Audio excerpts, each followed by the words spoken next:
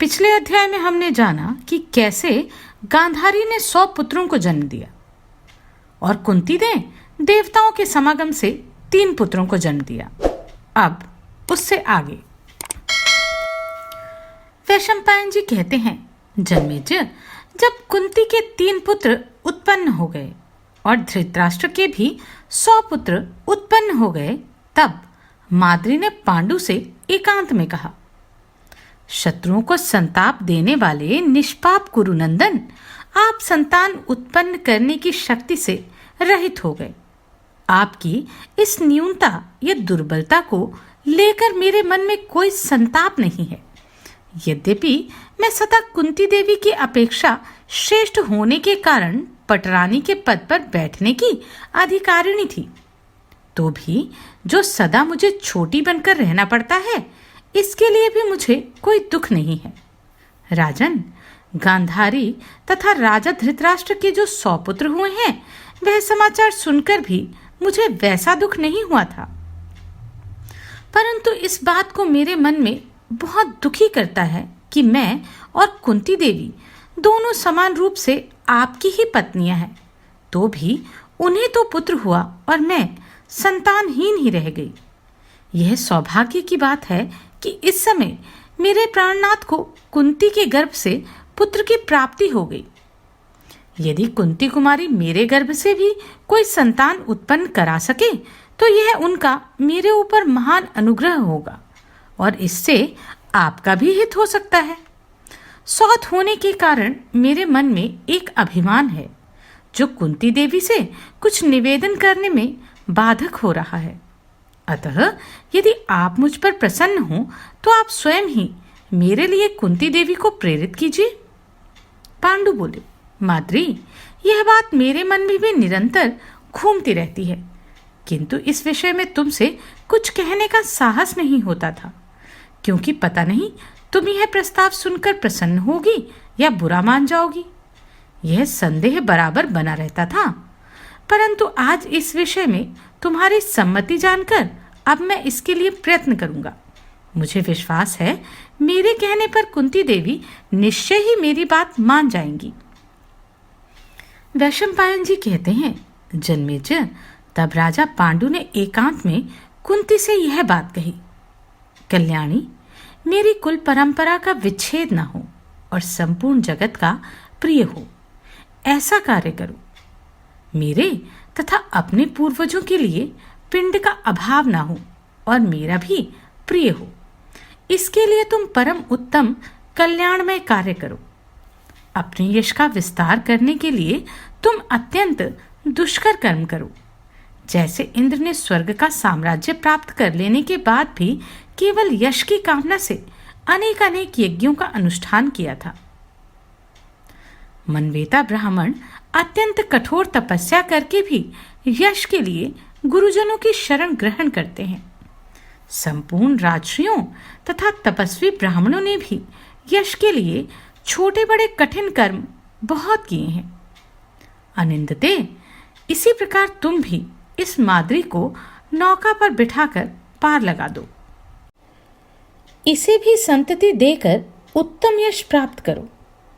वैशंपायन जी कहते हैं, जन्मेजय, महाराज पांडु के यो कहने पर कुंती ने माद्री से कहा, तुम एक बार किसी देवता का चिंतन करो, उससे तुम्हें योग्य संतान की प्राप्ति होगी, इसमें संशय नहीं है।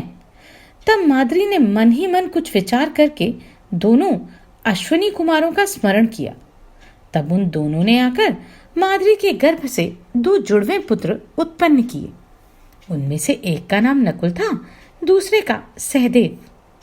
पृथ्वी पर सुंदर रूप में उन दोनों की समानता करने वाला दूसरा कोई नहीं था।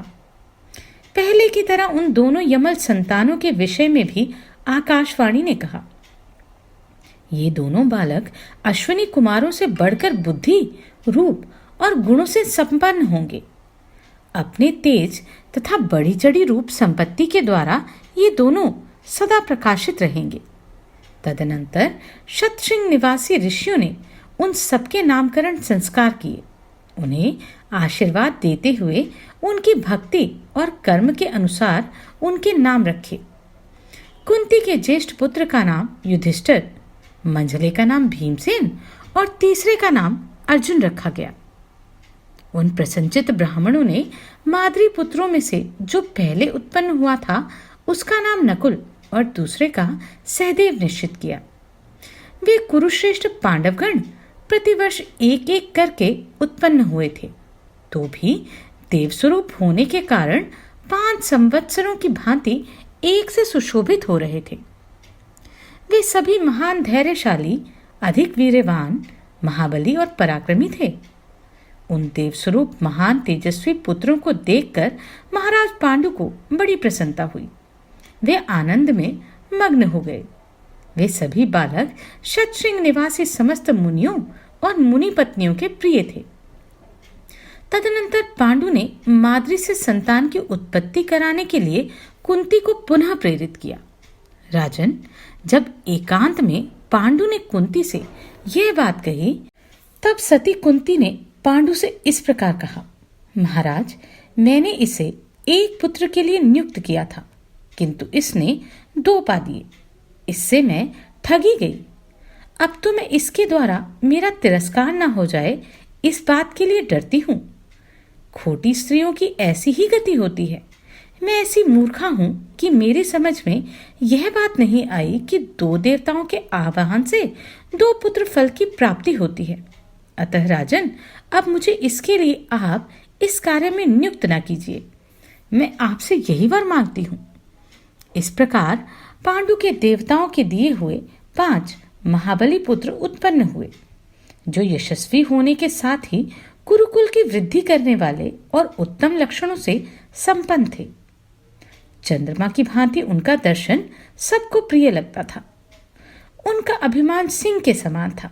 वे बड़े बड़े धनुष धारण करते थे। उनकी चाल ढाल भी सिंह के ही समान थी। देवताओं के समान पराक्रमी तथा सिंह की सी गर्दन वाले वे नरश्रेष्ठ बढ़ने लगे। उस पुण्य में हिमालय के शिखर पर पलते और पुष्ट होते वे पांडुपुत्र वहां एकत्र होने वाले महर्षियों को आश्चर्यचकित कर देते थे। शतशृंग निवासी तपस्वी मुनि पांडु के पुत्रों को जन्मकाल से ही संरक्षण में लेकर अपने औरस पुत्रों की भांति उनका लाड प्यार करते थे। उधर द्वारका में वसुदेव आदि सब विष्णुवंशी राजा पांडु के विषय में इस प्रकार विचार कर रहे थे। अहो, राजा पांडु किंदम मुनि के शाप से भयभीत हो शतशृंग पर्वत पर चले गए हैं और वहीं ऋषि मुनियों के साथ तपस्या में तत्पर हो पूरे तपस्वी बन गए हैं। वे शाक, मूल और फल भोजन करते हैं, तप में लगे रहते हैं, इंद्रियों को काबू में रखते हैं और सदा ध्यान योग का ही साधन करते हैं। ये बातें बहुत से संदेशवाहक मनुष्य बता रहे थे। यह समाचार सुनकर प्राय सभी यदुवंशी उनके प्रेमी होने के नाते शोकमग्न रहते थे। वे सोचते थे, कब हमें महाराज पांडु का शुभ संवाद सुनने को मिलेगा।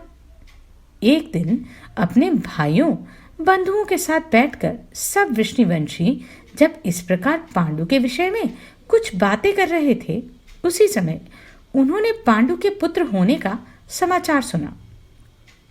सुनते ही सबके सब हर्ष विभोर हो उठे और परस्पर सद्भाव प्रकट करते हुए वसुदेव जी से इस प्रकार बोले, महायशस्वी वसुदेव जी, हम चाहते हैं कि राजा पांडु के पुत्र संस्कारहीन न हों। अतः आप पांडु के प्रिय और हित की इच्छा रखकर उनके पास किसी पुरोहित को भेजिए। वैशंपायन जी कहते हैं, जन्मेजय, तब बहुत अच्छा कहकर वसुदेव जी ने पुरोहित को भेजा। साथ ही उन कुमारों के लिए उपयोगी अनेक प्रकार के वस्त्राभूषण सामग्रियां भी भेजी।